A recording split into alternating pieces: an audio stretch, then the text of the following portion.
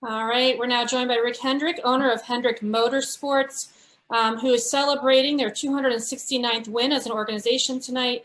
Their car is placed in 4 of the top 5 positions tonight. Mr. Hendrick, we're going to go straight to questions here. We will start with Bob Pockris. Rick, can you describe kind of the vibe at Hendrick Motorsports with all 4 drivers seem to be racing at the top of their game? Hey, Bob, I can't hear you, man. I'm sorry. Can you describe the vibe at Hendrick Motorsports with all 4 drivers seeming to be at the top of their game? You know, it's you work hard. You hope you can pull that off, and all the cars be fairly close and run the race together. And boy, I don't know what turned it on all of a sudden, but all the hard work, and the cars are fast. The guys are doing a great job. Pit crews are doing well. It feels good. I mean, I can't believe we got 269. It was kind of neat to, you don't want any one of them to win, but the first win was 5, and this one was number 5. So I just remember how close it was not to finish out the first year. So, but you work towards having this kind of communication, and the cars running that well together, but it's just hard to do. And I know you love all your guys, but where do you think Kyle Larson could end up being among all the drivers that you've had? Well, I've had a lot of really good drivers. I've been really blessed. If you look at everybody that's won a race with us, from Bodine to Tim Richmond to Waltrip. I mean, you can look at Jeff Gordon and Jimmy Johnson with 7 championships. All of them have unique features. And I think Kyle is going to win a lot of races. Chase is already a champion. I'm really excited about how Williams is running every single week, and Alex too. So, it's like having a bunch of kids. You love them all the same. It's just, each one of them has different strengths and characteristics, but at the end of the day, they work well together. So.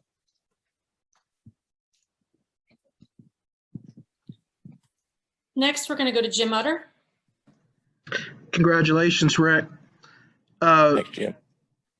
It's been the record that you guys broke has been, Petty Enterprises has had the most wins in NASCAR since 1960. You've talked before at times about how you have come close, even shortly after you started, of stepping away. What makes you continue to want to do this year after year? I kind of grew up racing with my dad, and I raced when I was 14, and I've raced all my life. I mean, that's been that in the automobile business. I tell everybody I'm really fortunate to be able to do the 2 things in life I love outside of my family. That's car business and racing. So from really humble beginnings and not having money to buy tires and riding the back of a truck in Trenton, New Jersey to watch a modified race to the day, I was thinking out there on pit road, hoping it wasn't going to be a caution and we could get it done tonight. How fortunate I've been to have the talent that's been in our organization. So I think we got a lot more races to win, and the organization's really pumped up right now, and we've got good momentum, and we're going to ride this wave as long as we can. And after Kyle spoke on at the start-finish line, he said something to the effect of, whatever I expected this year, I've already surpassed all my expectations. I was just wondering, what did you kind of expect, and how has it played out for Kyle? Kyle is he's an awesome talent. I mean, he is just, some of the moves he makes, what he can do with a car in different situations, find a place to run on the track. He's got an awesome amount of talent. I mean, I knew he was talented, but you see him in sprint cars and midgets and everything else. He races almost 3 or 4 times a week, but it's the guy's just, he wants to win. He's super dedicated. He's all business, and he's just got a tremendous amount of talent. And Cliff's got a lot of talent, and they have the chemistry there has been much better and quicker than I thought it could be. And I just see great things between those two, the rest of this year and into the future. Thank you very much. Sure. Next, we're going to go to Alex Andrzejewski. Hi, Rick. I'm curious how you feel like it could impact sponsorship going forward. Kyle dominating this race and having fans back and more people at the track. It feels so good to walk down pit road and be able to go on pit road and to see the fans in the stands and just the excitement in the air. When we go to the track in a race with no fans, it's like you're at a test. That's exactly what a test feels like. So just the excitement in the air, the fans, coming in today. I've met a lot of fans over at Motorsports, and then having the military here, that was special. It's always a special day to pay tribute to those folks. So it just feels like we're back. We've been cooped up for a year and not being able to go out and do things. And it's just good to see folks enjoying themselves and not having to wear a mask. And do you feel like this win is going to be able to create more sponsorship? You got a terrible echo. I can't hear. Sorry, I don't know what to. Do you feel like this win is going to, be able to generate more sponsorship opportunities for Kyle going forward? Yeah, we've got a lot of things working with Kyle, and selfishly, I like having Hendrick cars on it because it's doing a lot for our business. We're all of the hits we have on the internet and all the fans, we're selling cars and we're having a lot of fun with it. So he's going to listen. We've talked to a lot of people. There's not going to be any problem getting a sponsor for Kyle. Next, we're going to go to Dustin Long. Thank you. Rick, with your relationship with each of the drivers, I'm sure each one is unique and special. Obviously, you haven't been with Kyle as long, but can you describe the relationship with Kyle and what it means that he is the one to deliver you this historic win? Well, I think he's run so good this year. I mean, if you look, I think I saw that he led over 1,000 laps, and more laps than anybody this year. And he was in position to win 2 or 3 times, and it didn't come together. And he's been through a lot. And to see him come out here and run like that and make a statement and show his talent, I think, the guy's been through a whole lot. And I'm just excited that he's just really feels good and got a really great vibe right now with he and Cliff. And I'm looking for a lot of wins the rest of this year. Also, Rick, certainly a dominant performance the last few weeks, but all these tracks that you guys have been dominant at the last 3 weeks are not playoff tracks, maybe not as strong at some of the playoff tracks earlier this year. What is the value of being strong at these tracks? Is it as much about winning and morale back at the shop, or what does a win like here mean compared to not maybe running as well at the playoff tracks earlier this year? Well, I think, we get better every week, and every time we go to a track, we come back and I think we're better. And, I think as we won Richmond, that was a tough, I'm looking at the different tracks we raced on, road courses, 1.5 miles. I don't think we're weak anywhere. And I think when the time comes, we'll be ready. Thank you. Yep. Next, we're going to go to Lee Spencer. Thank you and congratulations, Rick. Real quick, just wanted to know if there's anybody in particular that Kyle's driving style reminds you of in particular. Tim Richmond. Super. Any reason? I mean, can you kind of expand on that? put a car in places that you don't think it'll go, and having fun, and wanting to win, wanting to lead every lap. And he just reminds me a lot of Tim. And so, I mean, it's all of our guys have unique talent, but he is a racer. And I look at William and how far William's come. I mean, William has been every single week. He's been there. And I think they're just getting stronger together. But Kyle is, he's probably got more racing experience than the other guys. He races everything there is to race. And he says it makes him better. And I mean, when you can climb in any kind of car and go to a track and win, when you've got the guys that win all the races there, I think he's made a statement of how much talent he has.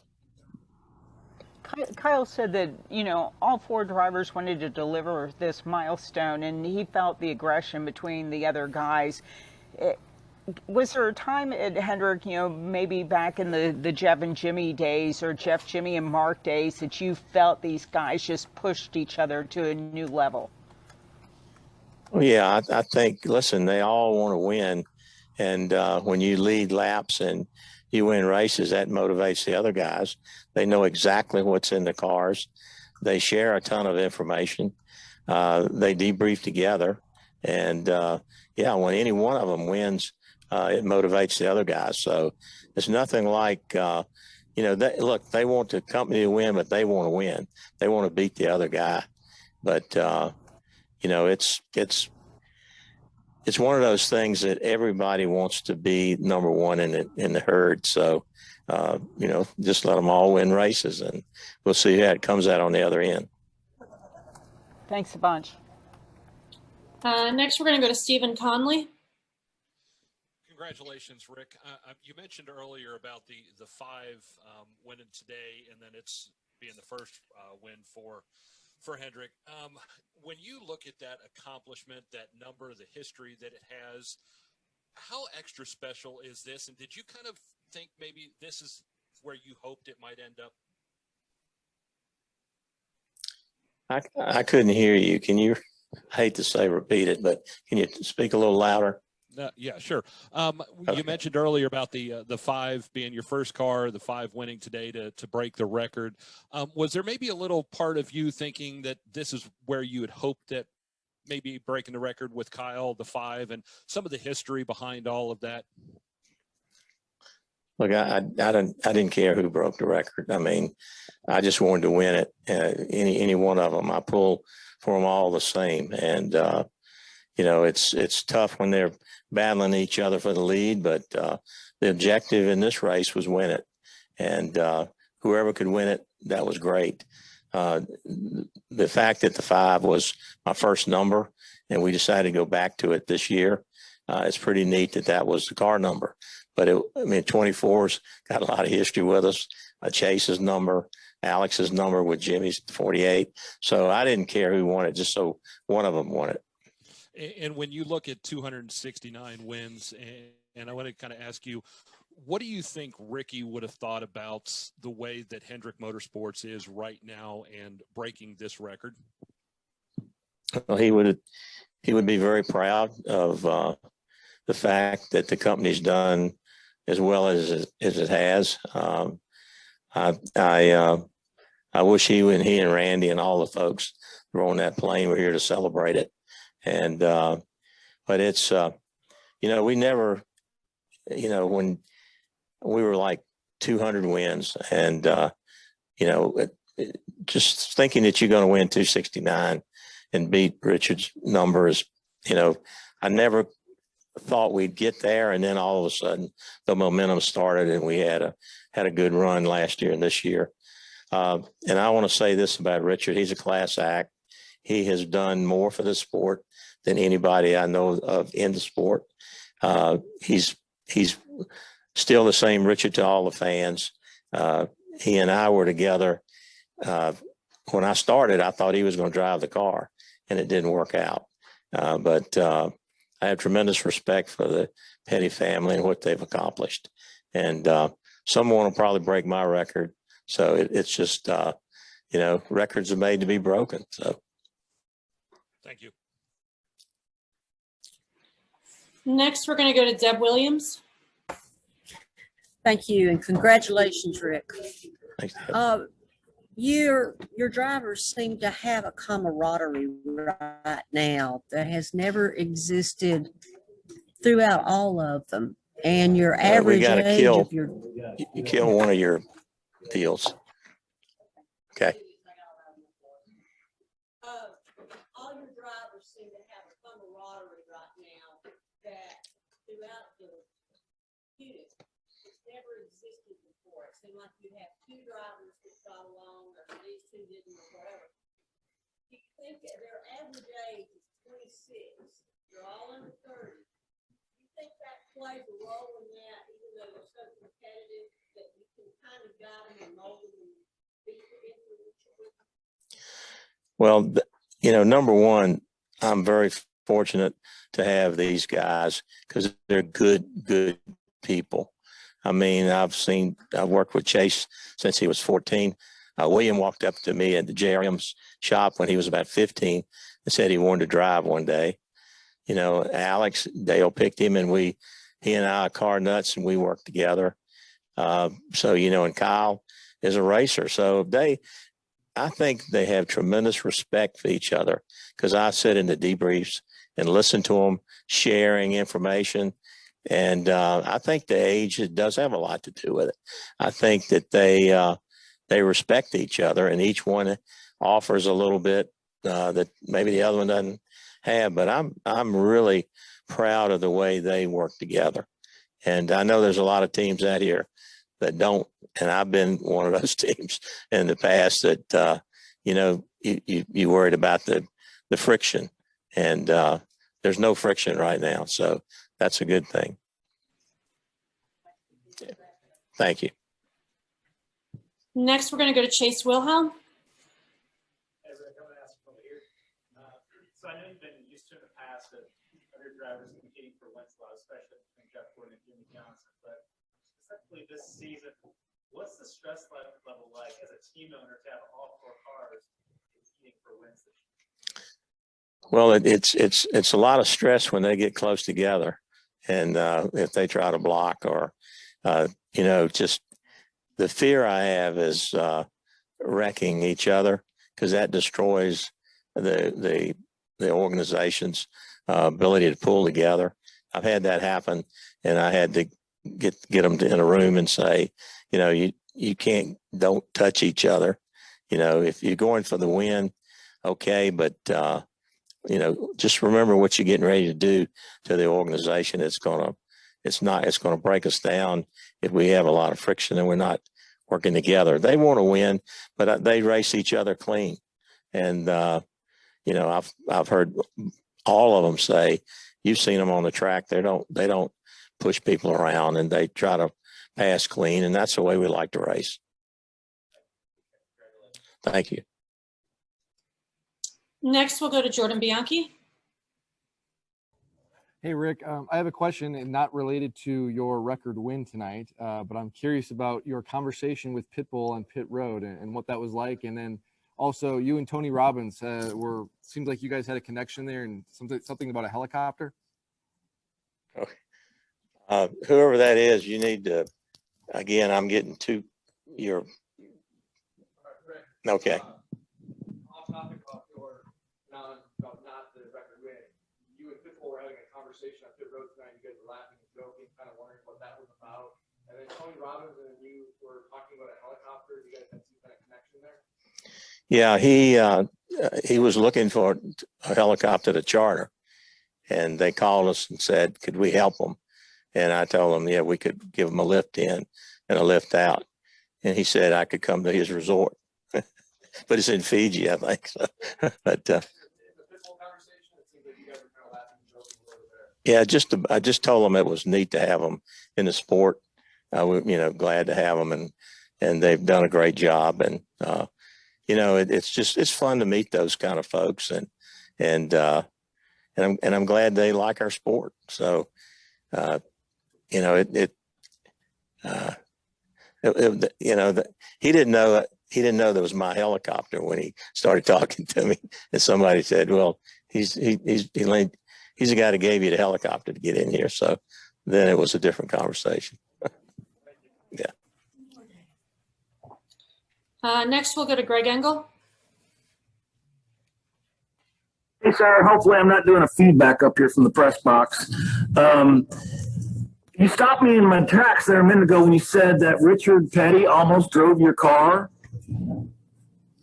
Did I hear that right, or did I hear you wrong? Tell me that. We need to know that story, sir. Come on. Okay. Well, ask Richard. I want to hear your side of Harry it, sir. Hyde and I were over here in the garage here in Charlotte, and I thought we had a deal, and I went out of the country, and I came back, and he went with Curb, I think, Records, and no, but I thought he was going to drive the car. So let Richard tell you the story. Thanks, Mr. H. Congratulations, sir. Thank you. Next, we're going to go to Jacob Seelman. When you look at where you started in 1985 to where you guys are now, and you think back on those early days with Jeff Bodine, what in that formative period do you feel like laid this foundation now for 269? I mean, what was the point in those early days, if there was one, that you could have seen any of this coming? Well, I was very fortunate when I started. I thought we had another deal that was coming together that didn't, and so I was there with no sponsor. And Harry, I think we started with 5 people, and Harry was making $500 a week. If you can put that in today's terms, but I think Randy Dorton had a little engine shop, and he came on board, and so Randy was a big part of the foundation of our company. And then we brought Tim Richmond in, and it's been one brick at a time. I've got a lot of people that have been there forever.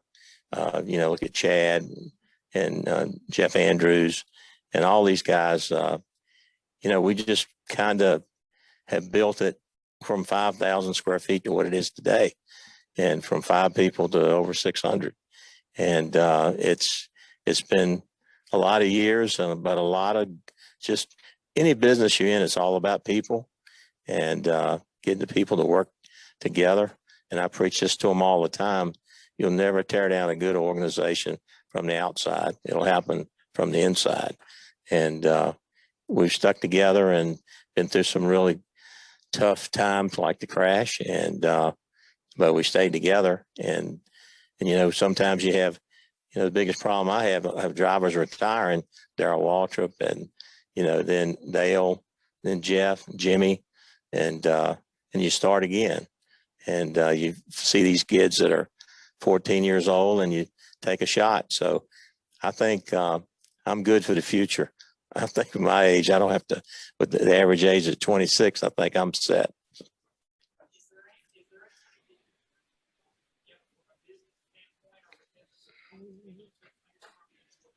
We'll take our next question from Dustin. Well, my dad, my dad always taught me your biggest asset are your folks. You keep people together with good communication, and good things will happen. And if you remember, I had a 1-car team, and I went to 2, and everybody said you can't win with a 2-car team. But I did it in the automobile business. You have good people, you spread them out, and they got great experience, and you add another, and together, if they communicate, they're stronger. And so I think we kind of broke that mold. But it's just, I've been very fortunate too. I mean, to see Jeff Gordon, to see Jimmy Johnson, to Darrell comes on board, but Tim, Jeff Bodine, if he hadn't won that race in Martinsville, we wouldn't be here today. So luck, and God's blessed our company, and we've had a lot of great luck, and I don't take that for granted. We've had a lot of good breaks along the way, and you know, just good people. Next, we'll go to Dustin Albino. Yeah, hey Rick, congrats on the win and breaking the record. On a personal note, though, how special is it to break it at Charlotte, right across from the shop? I can't hear you. Oops, sorry. Can you hear me now? I'll type my question, Stephanie. Okay, we'll go to Dominic Aragon while we're waiting for that. Thanks, Stephanie. Thanks, Mr. H. So, Mr. H, when you look back on this race at any point in time, what are you going to remember most about tonight's victory? Maybe I need a hearing aid, but I can't hear you. Can you speak louder? Mr. Hendrick, can Sure. you hear me? Let's see. You got me now, Mr. H? Yeah, I can hear you. Thanks. So when you look back on this race and this victory with Carl Larson tonight, what are you going to remember most about it? Well, I'm going to remember that I really wanted to break the record at home. I really wanted to do it in Charlotte. And when the race started and it looked like we were going to be really strong and all of them running in the top 5, I thought, well, we really got a shot tonight. I didn't like seeing Kyle up there, but Kyle Busch, but you know, I'll remember that I started about a mile from here in a little tin building and never thought I'd win a NASCAR race. Didn't think I belonged when I got to Daytona the first time, when I looked at the Wood brothers and Junior Johnson and Richard Petty, and I'm like, man, I don't know what I'm doing here. But, you know, I think about all those things, and I think about breaking this record because, you know, it's huge for our company to win 269 races. Thank you. All right, Mr. Hendrick. Well, congratulations on all of the milestones you guys hit tonight. And thanks for joining us this